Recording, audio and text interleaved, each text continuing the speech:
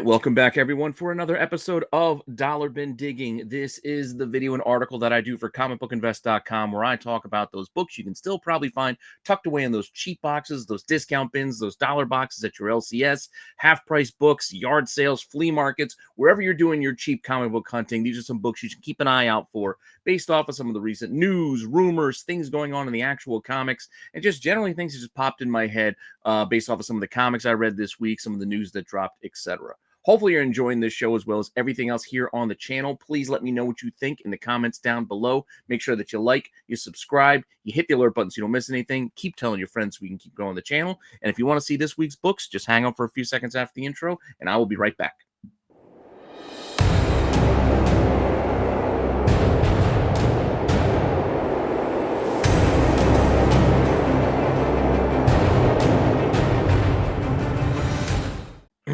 All right, so let's just kick it off with the actual comics this week. I read a handful of comics, and some interesting characters reappeared or popped back in that I think you might be interested in finding their first appearances in some important books, etc. We're going to start off over on the DC side of things and look at this week's issue of Superman. Superman 23, continuing this Doomsday storyline.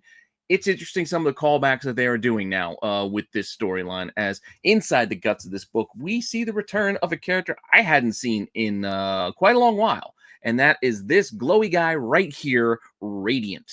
Yes, the character of Radiant. No, it's not Silver Surfer. It is a character from the DC universe. He was created way back in that prestige format Doomsday event Hunter Prey from from the 90s. This was May 1994 in the second issue of that Hunter Prey miniseries. It was 3 books, like I said, all prestige format, all nice square bound shiny books.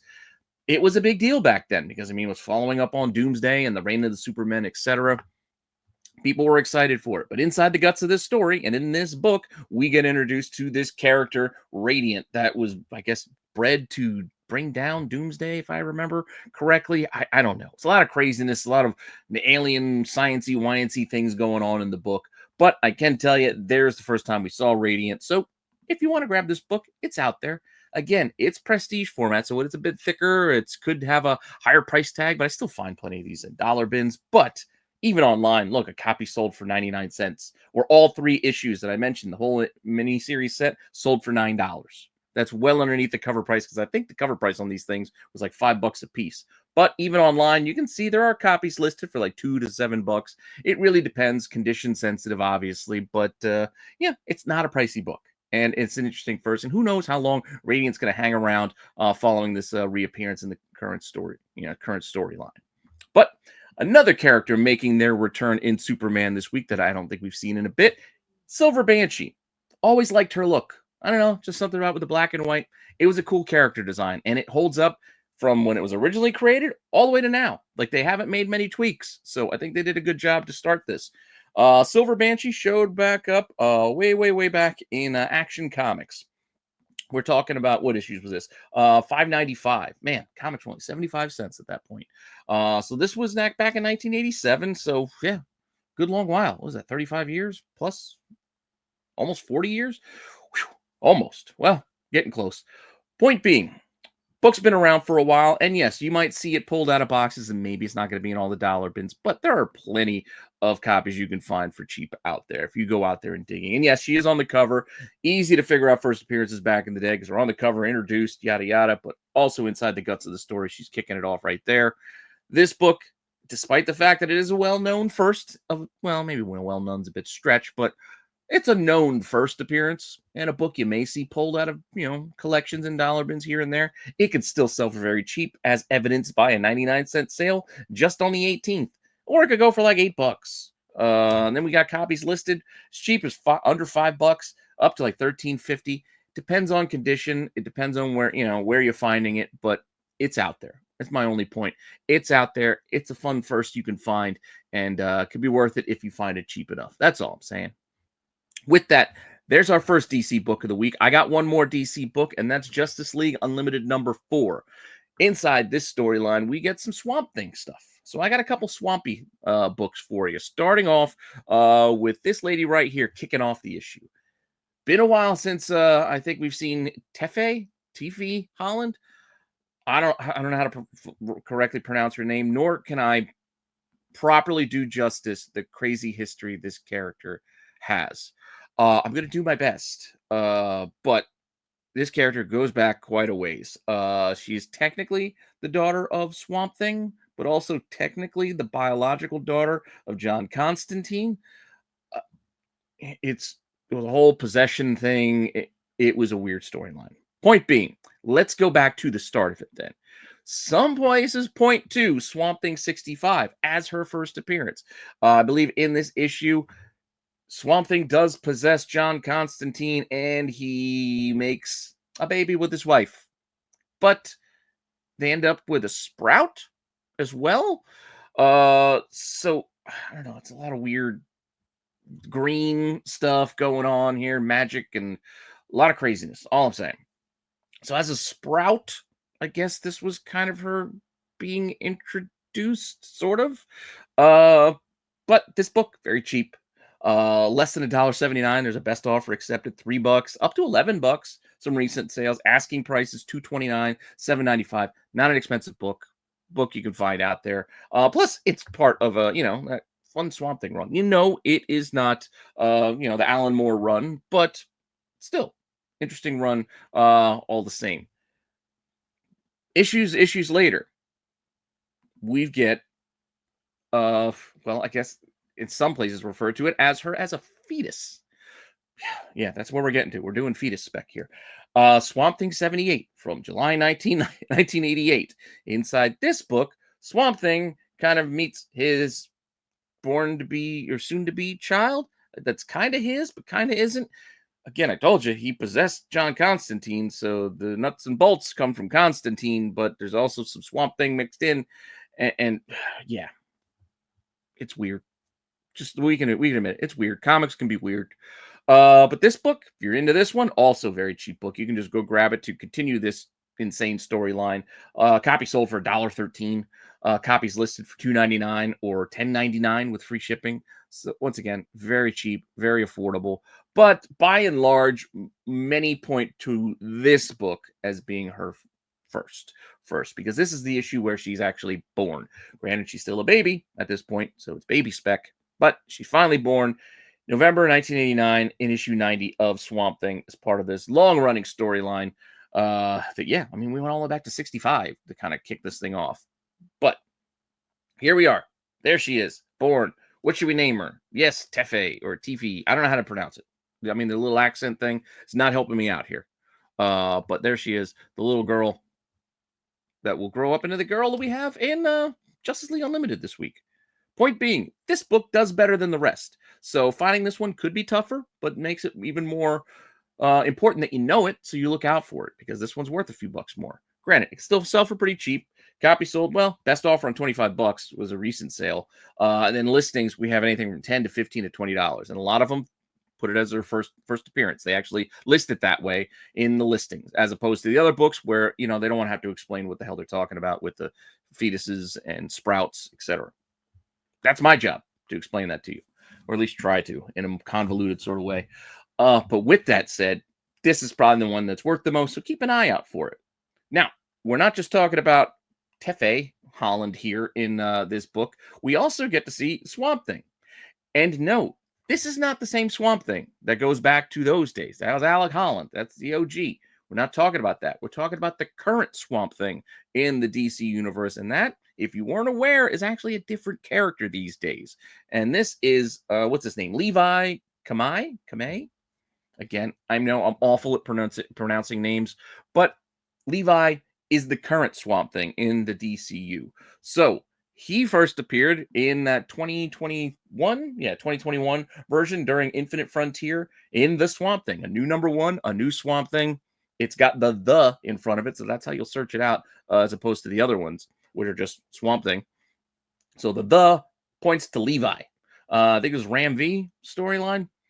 This is our current Swampy. So this book, apart from him being right there on the cover, it gets right into the storyline pretty much right away. And yeah, so there's our current Swamp Thing that's in the book. And surprisingly, this is a book that's out there. So like I said, I don't think a lot of people are aware that Swamp Thing is no longer Alec Holland. I think a lot of people might have just glossed over or missed that.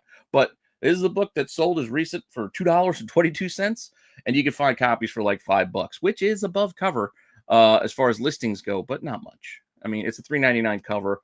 It's only a few years old. You could probably find this in some sort of discount half-price box out there. So just get to digging and see what you find. Now, with that said, I want to remind all of you out there, if you haven't tried Whatnot before, use my link down below and get yourselves a free $15 on your first purchase. That's right, $15 to spend on your first purchase on whatever you want with whomever you want. No strings attached at all. You can just get that $15 for signing up and try out the platform, check out auctions, check out buy it nows, etc. With that said, tomorrow I will be doing a show on Whatnot. It's been a couple of years since I've been on the platform, but I'm going to give it a try tomorrow, and I'm going to be both, auctioning off and giving away some of these Hulk packs that you've been seeing me talk about the past week or so. These comic trading packs, it's almost like you don't know what's inside. It's like a pack of cards. There are different variants, foil variants, etc., limited books. Who knows what's inside? It's a lot of fun. Going to open some up, going to auction them off, going to give them away all tomorrow on Whatnot at 5 p.m. Eastern time. So check out the link below and check out my show and join me just to hang out, talk comics, and I'll show off a bunch of other stuff. Apart from the Hulk books, I got plenty of other comics that I'm going to be auctioning off. Everything's starting off at $1. So again, get yourself some free money to come and check it out. And with that said, let's go over to Marvel. On the Marvel side of things, we got a couple of books this week. Yes, we reviewed this book on TAC this past Wednesday. This is X-Men number 12, Alpha Flight showing back up in the book. And with that, I mean, Bruce pointed it out when we were talking, like, when did Marina return? And right here, the kind of a green gargoyle member of the group, I guess. I don't remember. I kind of forgot about her, but Marina was there. And yeah, so I feel like I haven't seen her in a while. I don't know. But again, I'm not a huge Alpha Flight fan. So to be fair, I could have just forgotten about her completely. I don't know. But she is inside this book. And the rest of Alpha Flight, their first appearance goes back to, X-Men, like 121, etc. I think it's 120, 120, 121. It's in that range. If I'm misremembering the numbers, it's in that range. But those are pricey books. You're not finding those for $1. But you still might be able to track down a good old Alpha Flight 1 for $1.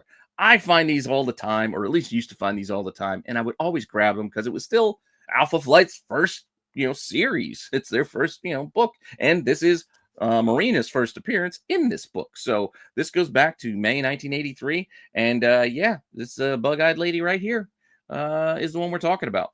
And like I said, this is not an expensive book. Even now, copies sold $4, $10. Copies listed $5, $8.50.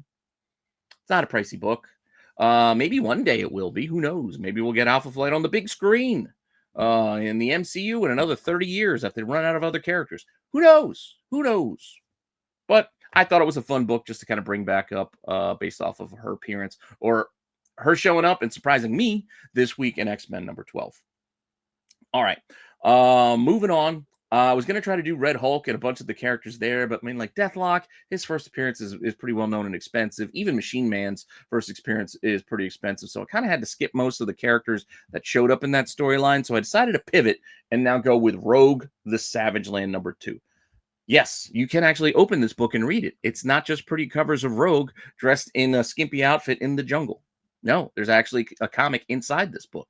And interestingly enough, there's a character callback here that I thought was kind of fun. I know the character from the Savage Land issues of Uncanny X-Men 274, the Jim Lee run. That's where I remember this lady from. But inside this book, we do see Zaladane again. And she goes much further back than that Jim Lee book that I'm thinking of. But there she is inside the guts of this book. Cool. Haven't seen her in a while. At least I haven't.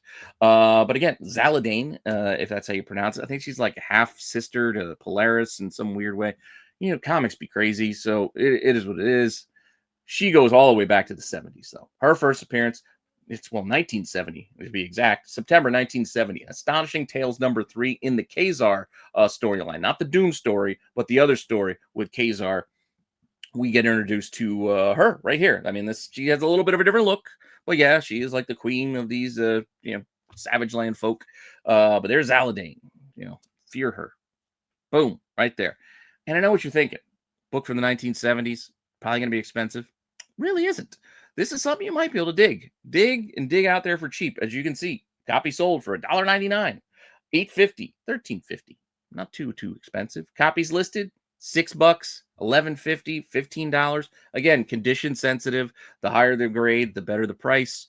But you'll find good readers out there that, you can just pick up just to read and just have a copy of your own until you find a nice one. If you really like the character and really feel the need to own Zaladain's First, you could find yourself a nice copy. But there ain't nothing wrong with picking up a decent reader just to say, well, you got one, and just to kind of flip through it and give it a read, because, that's what these things are all about anyway. But with that said, I thought it was a fun one to call back to, because, again, I remember her from that 274 Jim Lee storyline, and thought she had a cool look. And yeah, there's her first. Now, before I wrap up with our last installment and our last option, I also want to remind any of you out there who need supplies, if you're going to go over to BCW, use my code RENA10, save yourself 10% off your entire order of your bags, your boards, long boxes, short boxes, top loaders, CGC boxes, whatever you need to keep your comics and collectibles safe. If you're going to go over to BCW, as I do, use the link and use the code, save 10%, because there's nothing wrong with saving some money. So if you got a better code, use the better code. But if you don't, use mine, Rena10, save yourself 10% off. Now, with that said, our last bit is going to go over to something I saw on the news. Well, sort of a news story, even though it's kind of like I don't want to say a negative news story. It's almost like a reverse news story. Not something being announced, but something that's being revealed that didn't happen. To explain, Your Friendly Neighborhood Spider-Man showrunner in an interview revealed that there's a character they wanted to use that they couldn't use in the series. Apart from the Fantastic Four, which I know was a popular one that was out there and talked about for a bit, wanted to use Fantastic Four, and Marvel said, no. But surprisingly, Marvel also said no to using the character of Big Wheel. Yes, that's right, Big Wheel. No, not Wonder Wheel from the toy. Richard Pryor with the Wonder Wheel. Not that. I mean, it's very similar, though, when you look at it. Nice Wonder Wheel! Stop the Wonder Wheel! Ah! Wonder Wheel! But this is Big Wheel. And I know it also looks like a Clone Wars vehicle that General Grievous was driving around in, and also a Secret Wars vehicle that Kang had in that 1984 toy line. Point being, this Big Wheel, different character altogether. He first appeared back in May of 1978 in Amazing Spider-Man 183. There's our Big Wheel right there on the cover. Makes it easy. In the wheel, etc. Also inside the guts of the story, it's the Big Wheel. Yeah, it's a villain with a big wheel. A little on the nose, I know, but couldn't use it. Could have saw it in the cartoon, but not allowed.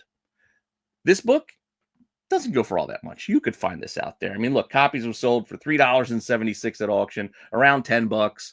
Copies listed as cheap as $3 for a reader copy, and then you got some $8 copies and some $18 copies. Again, that $18 is for a VF 8.0, they're estimating. So again, the higher the grade, the higher the price, but nothing wrong with getting that reader for $3 if that's what you find. I wouldn't want to pay the $7 mailing fee to buy that online, but if you find it for $3 in a shop, it's $3. I'm more into that.